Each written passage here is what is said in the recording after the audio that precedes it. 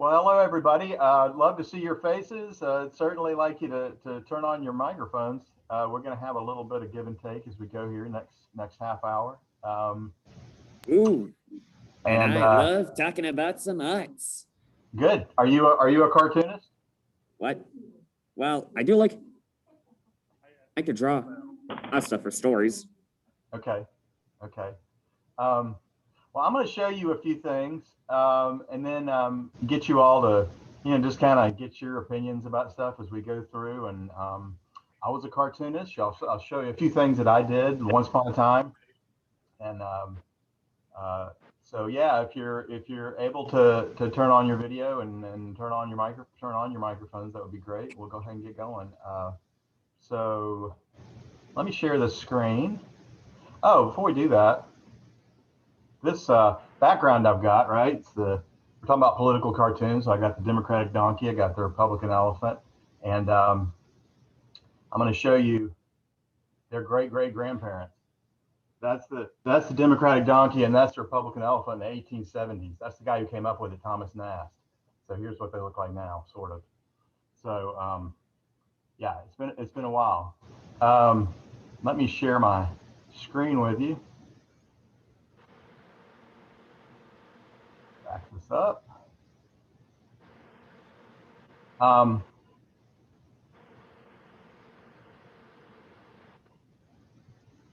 So yeah, just real quick, this is Thomas Nast, drew for a newspaper in New York, and attacked this guy, Boss Tweed, who was a corrupt politician, and really brought him down. A lot of people would say. So the pen is mightier than what do they? Well, like the 2:30 Tim's talking. hello. So we're going ahead and getting going here. So join us if you can. People may be popping in. So he drew some ugly cartoons against this guy. Actually, a guy ended up going to jail and getting kicked out of office. A very famous cartoonist, we still have power today. This is just a couple of weeks ago in Raleigh, North Carolina. This lieutenant governor called a press conference. He was mad about this cartoon. Only reason he called the conference was just to attack this cartoon that he was unhappy with. So the pen is mightier than, what is it? The sword. The sword, right. Except Dwight says false, a samurai would kill Oscar Wilde with one blow. But at any rate, in cartooning, the pen is mightier than the sword. So anybody here do cartoons or illustrations or artwork for maybe your newspapers or digital products or anything? Well, it has been a while, but I do like to draw a fair bit. You like to draw? I don't know why that's not working. There we go. Trying to see everybody. How many people we got here? Okay, good. Anybody else do cartoons or illustrations? Cameron, what do you like to draw, Cameron, or what kind of illustrations do you do? I kind of do like some short animations whenever I get the chance to. I haven't been able to make one in 2 months due to COVID, and like I don't have like a job anymore to pay for the equipment that I used before. So Okay, but moving pictures. yeah, moving pictures, like animations, short animations. Okay. Are they topical? Are they like social issues, political stuff, or anything like that? Is it mostly just kind of? Yeah, I would say like I'm more of a like I use it for comedy, like when I make funny videos or something. But I have made a political topic about with it before. Okay. Yeah. How about you, Ian? You said you do art. Mainly crossover stuff for some original characters. Okay. Okay. Well, what we'll talk about here is cartoons that make social points about social issues or political stuff. And as I said, I used to do this a long time ago when I was in my late 20s and into my 30s. I worked for a paper in Athens, Georgia, where the UGA Bulldogs are, and then I worked at the Atlanta paper for a number of years and did art for them and design and other stuff. So I was just going to show you a few of the things that I did. This was way back in the early 90s. and some of my stuff was sort of local. But I don't know if y'all have ever heard of Newt Gingrich. He's a Republican congressman, and so I made him. He was came in with some new kind of crazy ideas, and so I made him into a rather than a Republican elephant, a mastodon. And these Republicans are looking at him kind of funny, from Atlanta. Um, so that didn't look exactly like Newt Gingrich, but at least I got the hair there. This was one where, anyway, this is too hard to explain, but anyway, these Democrats have caught an elephant in that. The elephant looks like it might eat them. That's Tom Murphy, and he's the spider on the right there, famous for smoking a cigar, kind of the political boss in Georgia. This was a cartoon about the department, the DOT, Department of Transportation in the state, and I made him into an octopus because the roads in Atlanta are crazy. If you've ever driven through Atlanta, you know what I'm talking about. I used to draw the cartoons for the Bulldogs on every game day for the newspaper when I was in Athens. So this one actually has a Bulldog in the yellow jacket from Atlanta, from Georgia Tech, and they're trying to get higher ed revenue. So they're saying, and we thought Clemson was going to be tough. They both played Clemson that year. So this is the last one I was going to show, and I wanted to make a point with it. It was actually something, a cartoon I'm not very proud of looking back on, but it's important if you do art. So I thought I would just share this with you. This guy right here is the new superintendent for the schools, and he had just started in the county. So I've got him marching off to work, and he's happy. He's saying there are only two things that put more pep in a guy's stride: a fresh challenge. And he says Guido and Vinny, and these are school district money problems. So it's kind of like mafia types who are after him because, school district needs money. We had some Italian Americans call and complain about this cartoon because I had stereotyped these guys, these Italians, and they were absolutely right. It was not a good decision. I was in my late 20s, and it was a different time. But I would, these are the kind of things you learn from the way you represent people and stuff on cartoons is really important. So that was a lesson learned for me, and how you represent people and different groups and so forth in cartoons. So I'm going to get you all to fill in a cartoon here in a minute, but I was going to show you a few, get your take on these cartoons, see what you think of them. The one thing about the cartoons I'm going to show you is they don't have any words. Well, they have a few words, very few words. So unlike, say, that one, which has a lot of words in it, there's this one.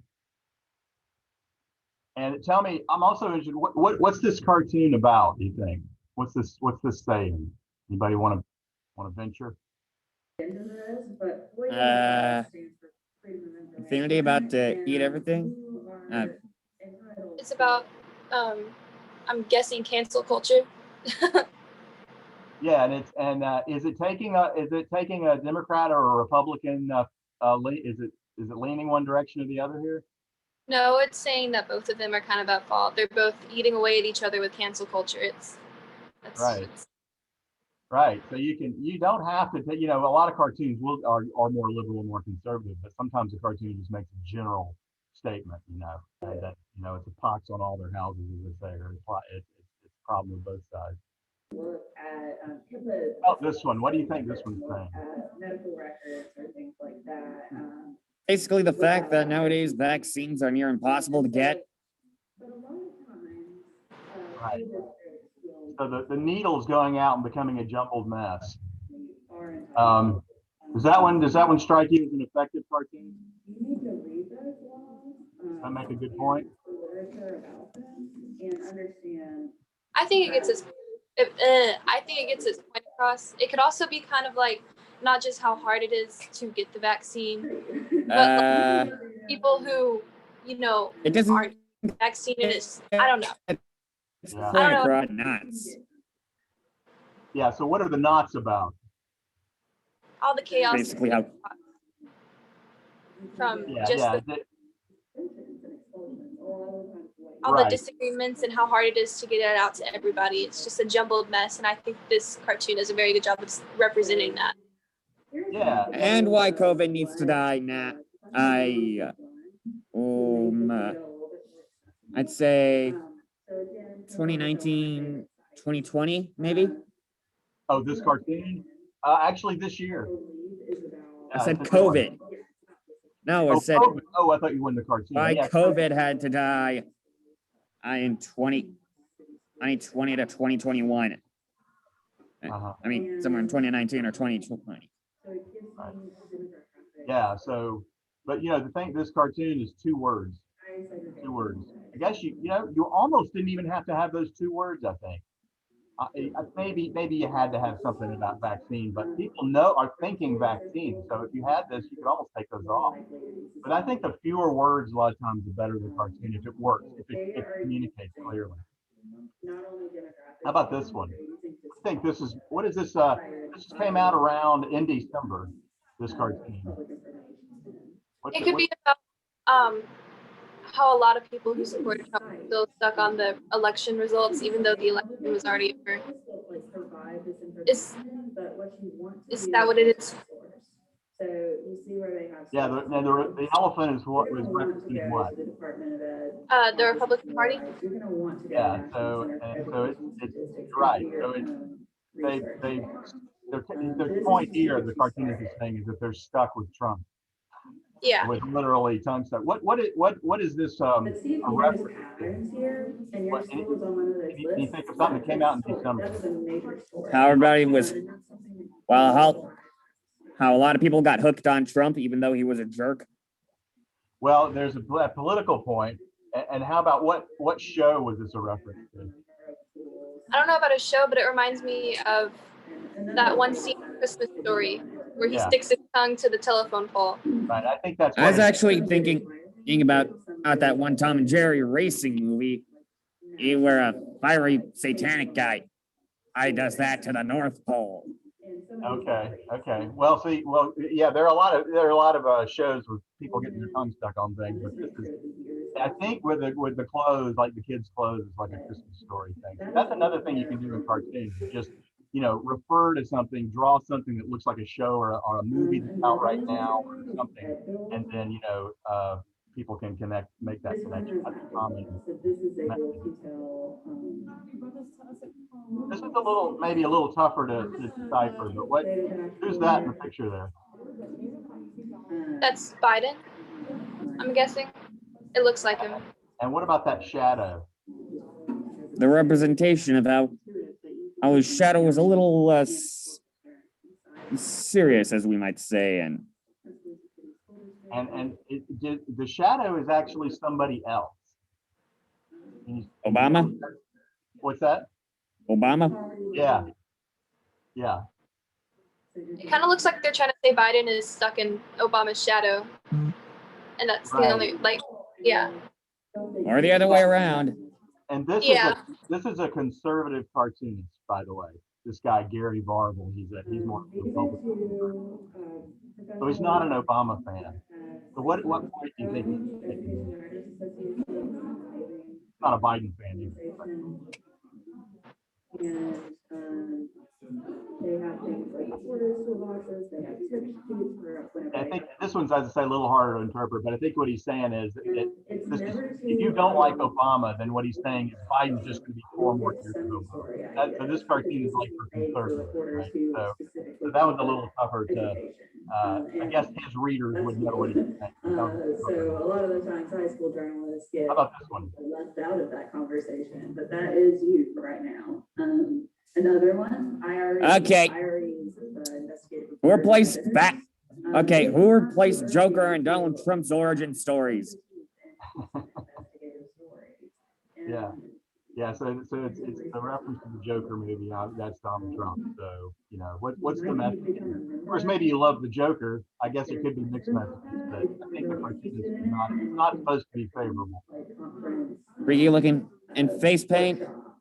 Ain't similar looking jacket, just not purple. Oh, the green. Yeah. And yellow inside. It's pretty easy to make the assumption. So I get the idea here is that Trump is reckless or something on, perhaps dangerous or off.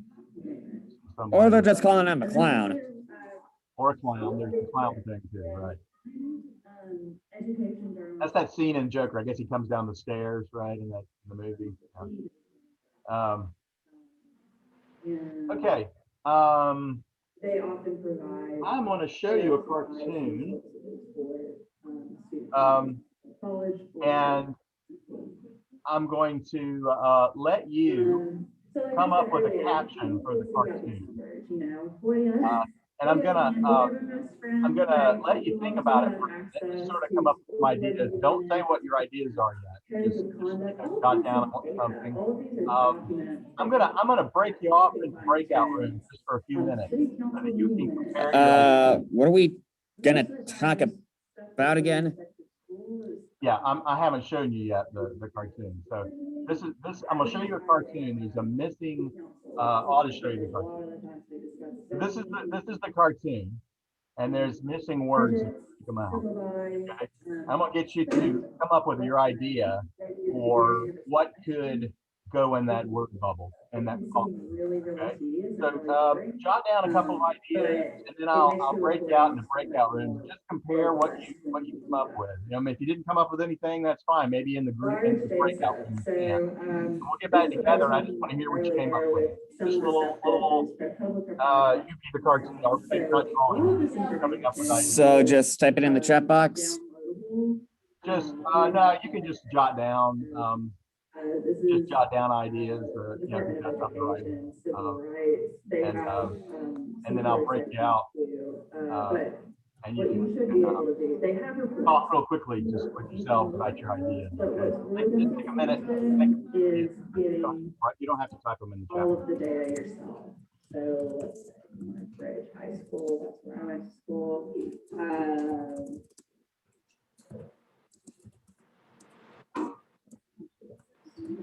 I'm gonna just take every year because sometimes they don't survey one year.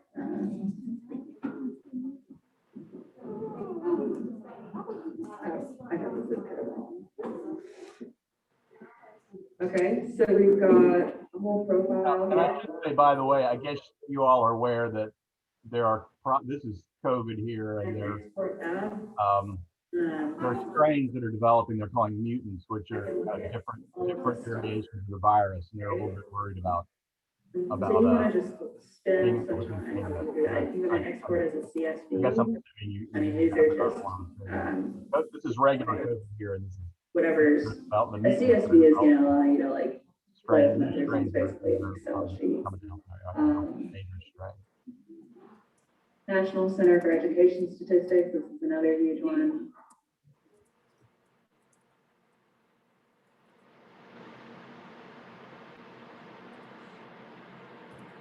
And then, of course, you know, familiarize yourself with these dashboards, specifically the COVID dashboards. I don't know if dashboards are going to become more of a common thing after this pandemic, where agencies have publicly available data, right, for you.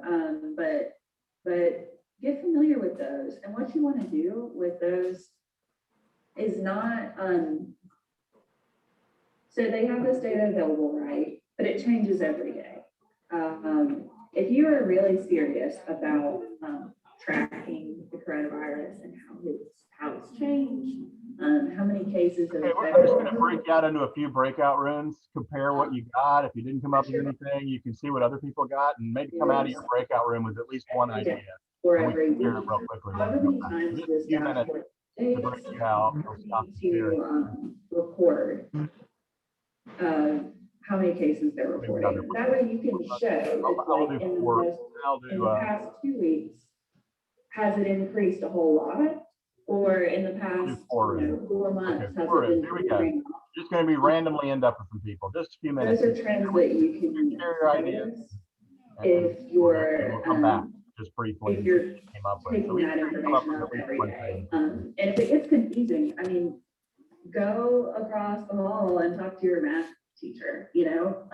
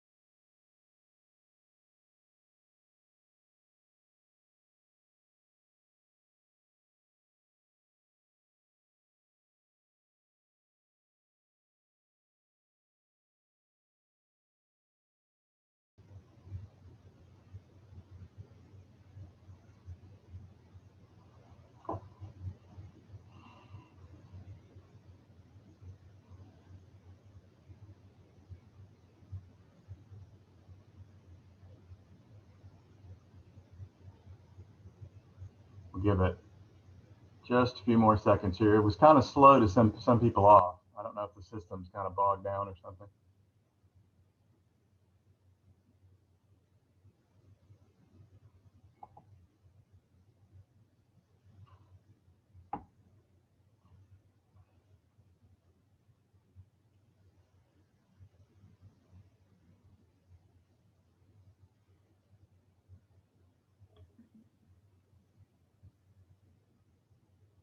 Okay, I think we're getting more. Still don't have a couple people, but I don't know why it's a little bogged down. Okay.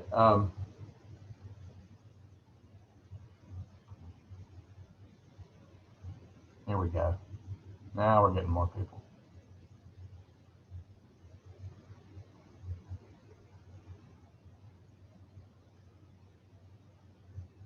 Okay.